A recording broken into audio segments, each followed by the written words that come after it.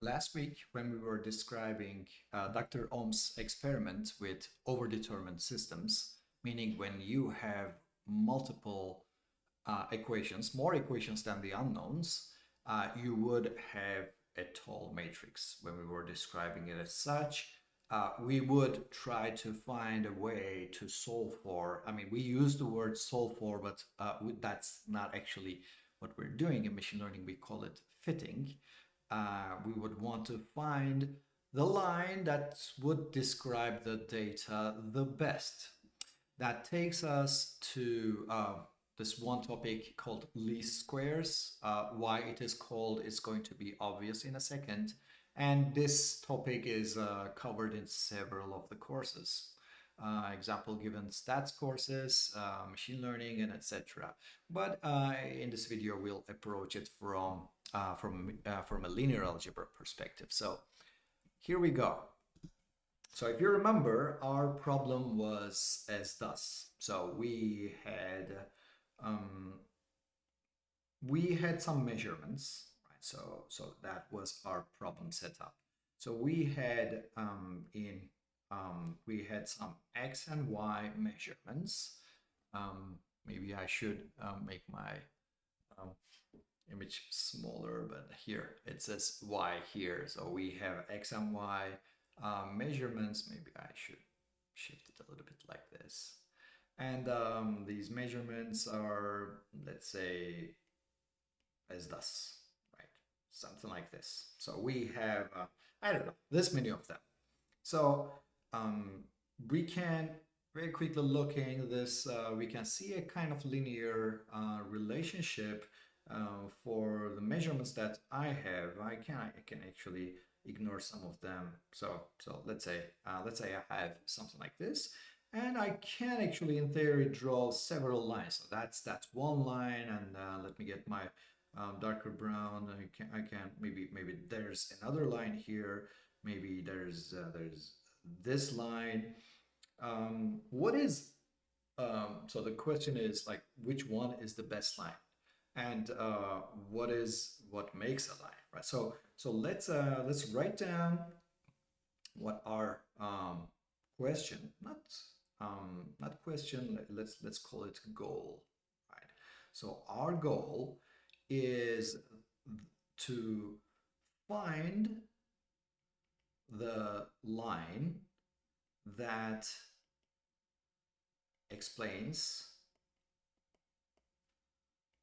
the data the best. Okay, so that was a weird way of posing the the goal, actually, right? So like find a line, right? So we would like to fit a line. So that's one way to say it, like fit a line, and it's easier to call it fitting, right? Fit a line, but what we're actually dealing with is find a line that explains the data the best. So I would like to underline some of the words here, and I would like to visit. So we would like to find the line. So that's one important word because that word we will in nonlinear analysis will change it. Not everything is described with a line, not everything is linear, but now we're dealing with a linear problem, so we would like to call it a line, right? So the next word that I would like to underline is the data. So so we're actually so I'm gonna call this one. I would like to make this two, and I would like to build the task as such, and the most important thing, best. What is best, right? Like what is better, what is best. So you see there are three lines here. One can argue one line is better than the other. What makes a line better than the other? So the best, better, good. So these are with respect to some objective criterion. So let's make it one. So line. When I say line, I'm talking about a model, right? The model of my equation. So I would like I would like to believe that this phenomenon that ties x to y is linear. So this linear equation that I'm talking about is going to be y is equal to w1x plus w0. Why these are called W? It has something to do with machine learning actually. So these are the parameters. So these are the ones to be learned, to be fit, to be found, right? So these W1 and W0, when found, you have your lines. Each W1 and W0 is something. We call this guy slope, and this guy is the intercept. Okay, so this was one. And the second one is the data. So I'm talking about if I'm machine learning, I have to start with a data set. So I have my data set typically described with a capital Chi, and this data set is represented with xi, yi pairs, I equals 1 to n. So I have n samples of measurements, and these guys, these xi and yi pairs are each and every one of these points you see here. And this n, this capital N, is my data set size. So what size of a data set I am talking about. So that's what we deal with. Which takes us to the third concept in my sentence, because that's going in my goal sentence, and it's going to be important. So I would like to find the best line about the data. So I would like to the best, the description of the best is minimum. Well, there are two approaches actually. I should say there are several approaches. I take it back, but two most common approaches is so that the best one is the minimizes minimum error term, right? So the one that minimizes the error. Or alternatively, there are others that maximizes or maximum likelihood. So if you were to approach the problem from a probabilistic perspective, then you can maximize likelihood or minimize the error. So that said, you have to define the error. What is my error? So let me go ahead and pick some other color other than red, because I used red for my, oh, purple, I love this. So any of these lines, let me take the green one. The error between my sample and the line is one error, so E of I. And these errors are, so E of I, and these are all E's of I. So if you sum all of these errors, you will get an error term, right? So we say obviously what we measure. So in reality, my line it can only give me some y hat.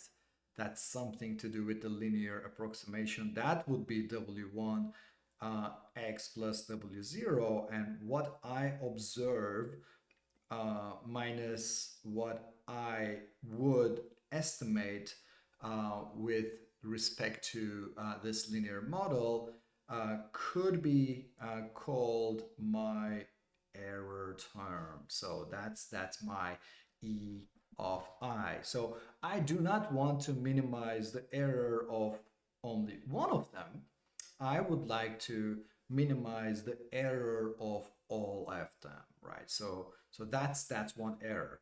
But hey, the moment that I wrote it as such, this is actually this is signed. So y hat could be greater than y. So my error, I don't want my error to be negative when they are summed. So I could take the absolute of them, right? I could sum absolute errors. So I could define my error to be absolute. And there exists minimum absolute error optimization. So you do not need to, you just minimize error. But absolute, the function absolute is, let's look at the function absolute of x. So that's absolute of x. And since I want this point, right? So comparing this function absolute of x, this point is the point that I would like to get minimum absolute error. And but the problem with absolute function is that it is the derivative of this function is not defined at the very point that I would like to achieve. So we do not prefer absolute error. There's a more common error.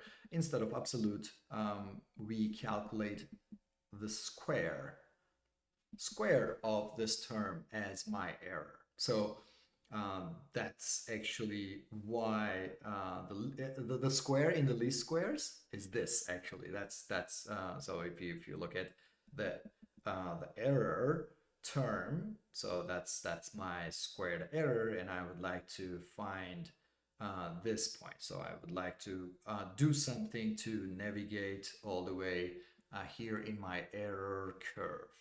So let me go and delete this guy too. So that's my squared error. And obviously, I do not want to minimize just one of them. So I would like to minimize the whole error. So like sum of all of the errors. So I'm gonna call my error like the whole over all data set, and I would like to sum this error. So I would like to for I equals 1 to n over my data set. So this n is my data set. I would like to minimize EI. So my EIs are all yi minus yi hat squared. So I would like to find it as such. So that's my overall error to be minimized. Okay, so that's the task. That's best. So I know, again, I would like to continue from my best definition. I know that I would like to find some W1, comma, W0. So these, was a weird comma. So best, right? So the best W1, W0. So W1, comma, W0. I'm going to call it star because these are, I'm going to call them best parameters, best quote unquote, because it's with respect to what I'm trying to get, are the ones that minimizes this error, right? So these are at argument, the errors that minimizes this error out of all W1 and W0 pairs. So there exist W1, W0 pairs that minimizes this thing, right? So these are the best parameters. The argument means those that minimize the error, right? So, I mean, I would like to argument sum of I equals 1 to n E of I. So that's what I'm trying to minimize, which is equal to argument sum of I equals 1 to n yi minus y hat I squared. I don't see my w's yet, so how am I going to minimize the function where I don't see? Well, actually, my my W's are here hidden, like these Y hats are my W's. At this point, I want all of you to understand, to see that when I say W1, W0, I'm actually describing a line. So each and every one of these, look at these three lines here. There are different W1, W0s, like three different slopes, three different intercepts, meaning three different W1, W0 pairs. So what I would like to minimize is I would like to minimize this guy. So so that's good. Now let's make it a little bit linearized, because I don't like this I really don't like this term with sum of squares. So if I could, let's make this vectorize. So if I were to vectorize this thing, if I were to describe a vector, the y vector, notice my underscore here, to have my y1, y2, yada, yada, yada, y of n, all of my outputs. And if I were to, let's define this. And if I define my y hat to be similarly, because instead of like i's, the subscripts, and the capital sigma, the summations and all, I do not want to deal with that. What I would like to get is like vector representation, right? So y hat of 1, y hat 2, yada, yada, yada, y hat of n.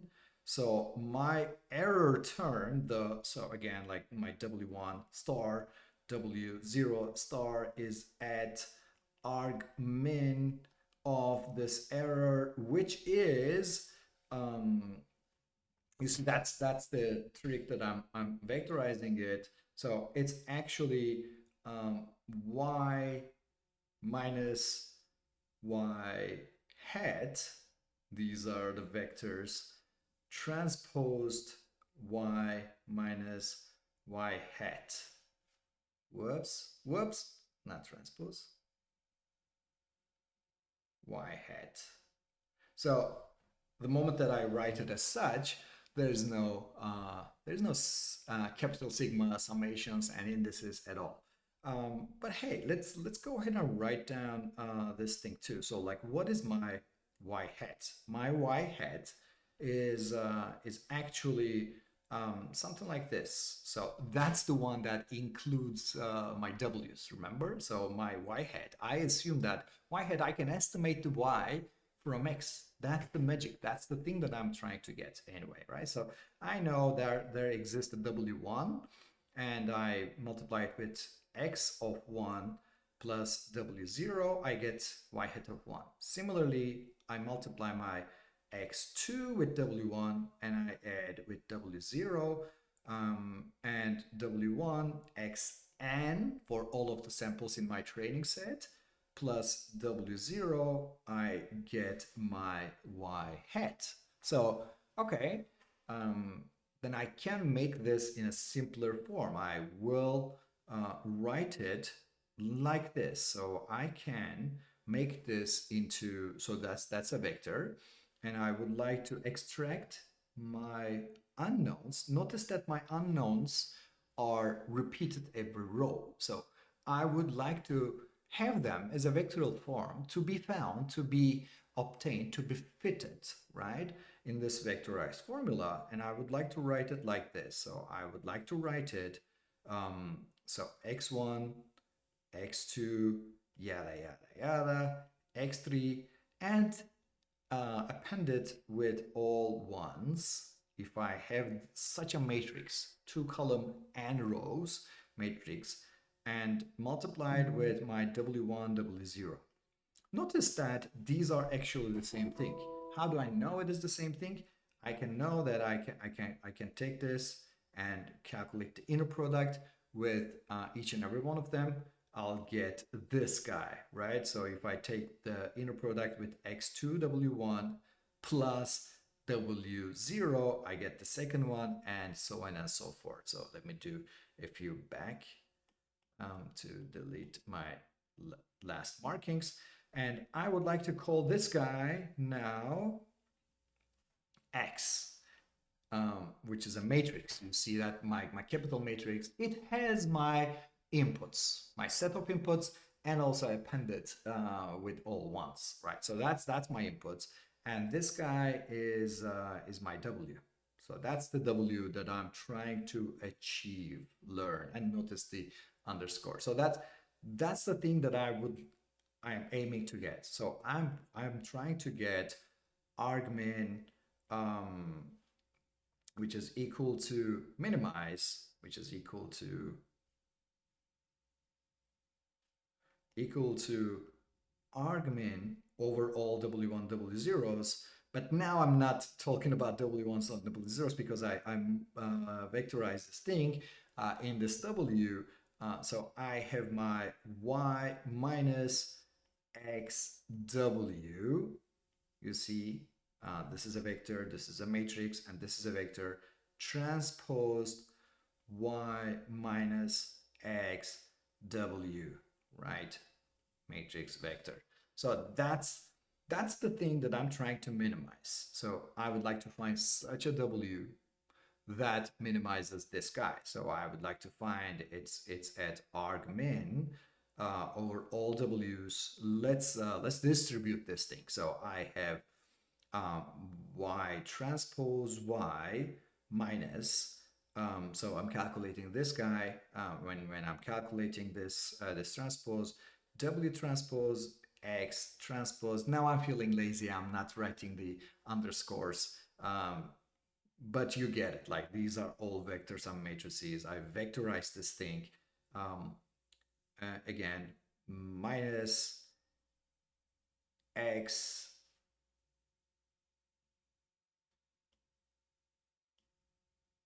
minus Y transpose X W plus W transpose X transpose X W. All right, so I would like to find the derivative of this with respect to my W to find the minimum point. In the end, this is now we're abandoning algebra, the realm of algebra, to calculus, except this is vector calculus, right? So I would like to find the minimum point of this function.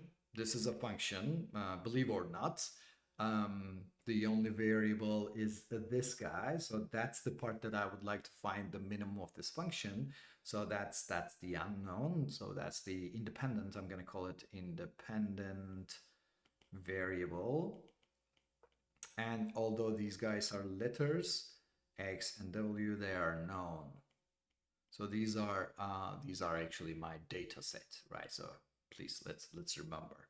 And my W star is at when I take the D of this term, right? Y transpose Y minus W transpose X transpose Y minus Y transpose X W plus W transpose X transpose X W D W. When I take the derivative of this guy and make it equal to 0, right? So that's basic calculus, the minimum point or maximum point, optima of a function with respect to, we used to use X, right? Is at where the derivative is 0. So that's actually, let me draw a thinking bubble here. That's X star is at d f of x dx is equal to 0. So this is the one that we learned in basic calculus, and that's the rule 1 of calculus. I don't know if it is rule 1. It might be, rule 0. I forget. But it's one of the basic rules of calculus.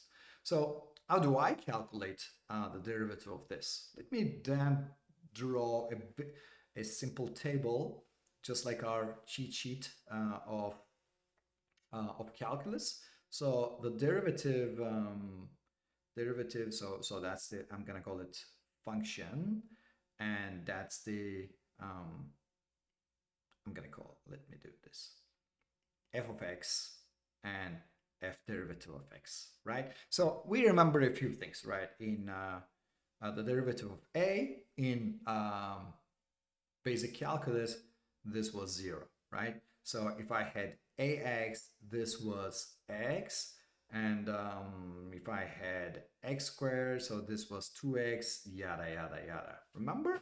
Now I'm gonna complicate it a little bit because now we're not in scalars. This is, we are, whoops, I have a massive mistake. So this should be a, right?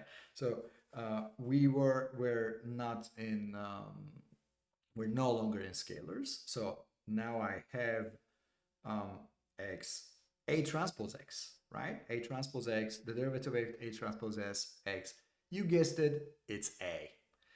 And notice a has to be a vector as big as x. So the derivative of a transpose x is going to be the same size of a. Similarly, the derivative of x transpose a is again going to be a. And the quadratic term in algebra is, so it's like x transpose a x, and the derivative of this is 2ax, similar to our, so that's our cheat sheet.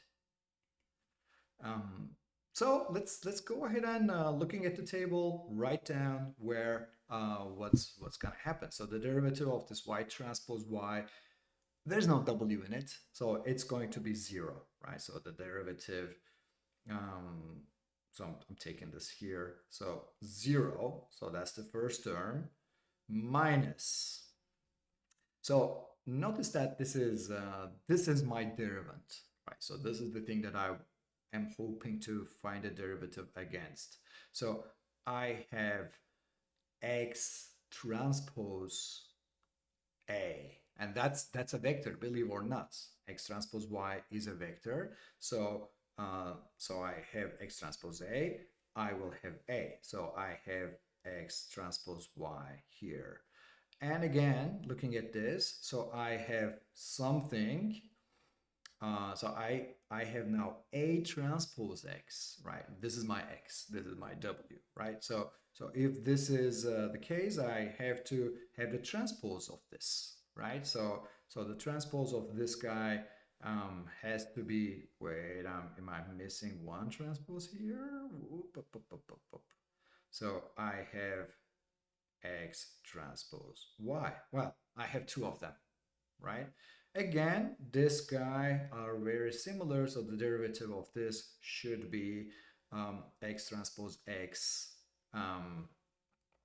2 x transpose x w. And that should be equal to 0, where w is the maximum, is the optimum, right? So that's how I get. And if I were to write 2x transpose x w star is equal to 2x transpose y. Okay, so I'm getting somewhere. I'm trying to find w from my x's and y's. So let's remember where we're headed. We are trying to find that vector, the best vector from my data set. And notice that these matrices are made up from my data set. And I like the twos can go, and I know x transpose x, if I were to leave w alone, I cannot eliminate this guy. I cannot eliminate x transposes from two sides because we're this is no longer algebra. This is linear algebra. These are all matrices, right? So x transpose x, that's a matrix. So x, remember, x was a tall matrix. X transpose is a fat matrix. a fat matrix times a tall matrix, it's a huge matrix, right? It's n by n. So I have to, so if I were to leave W star, which is the best of the best, I multiply both sides with the inverse of X transpose X, and I have this X transpose, and I have this Y. Okay, so this is my least squares solution. Well, I recognize this scheme from before. This looks very much like my projection theory. So this actually makes sense because my least squares solution is at a place where I can find one solution that's not in the column space of my linear set of equations, right? So that's actually, that makes sense. My least square solution W, it can be calculated in one go, one batch. Like if you have your data set, X's and your Y's, you can find the best line that describes your data with one go. You don't need to do any other operations. So let's call this a video, and we can continue the interpretation of this in another video.